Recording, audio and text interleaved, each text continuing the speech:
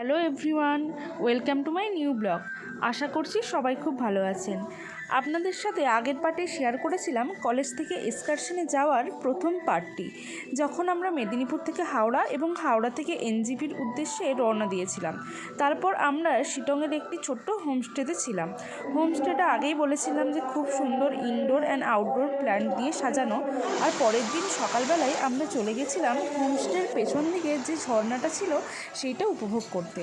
ঝর্ণার কাছে আমরা সবাই মিলে বেশ কিছুটা টাইম স্পেন্ড করি। তারপরে ফিরে এসে আমরা ব্রেকফাস্টের জন্য বসে পড়ি, কারণ এরপরেই আমাদেরকে আমাদের পরবর্তী গন্তব্যস্থলে যেতে হতো। ব্রেকফাস্টে ছিল লুচি আর আলুর দম।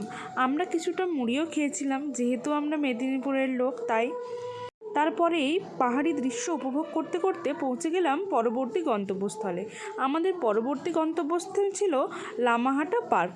ওখানে গিয়ে আমরা কিছু প্র্যাকটিক্যালের কাজ করেছিলাম, আর সেই ভিউটা সুন্দর ছিল, যেটা আমরা উপভোগ করেছিলাম।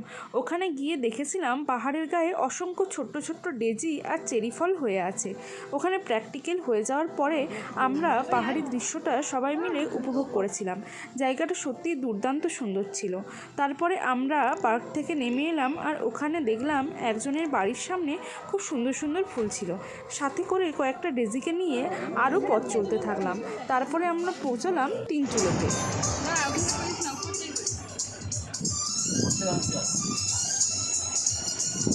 ভিডিওটি কেমন লাগলো অবশ্যই কমেন্ট করে জানাবেন, আর ভালো লাগলে একটা লাইক করে দেবেন।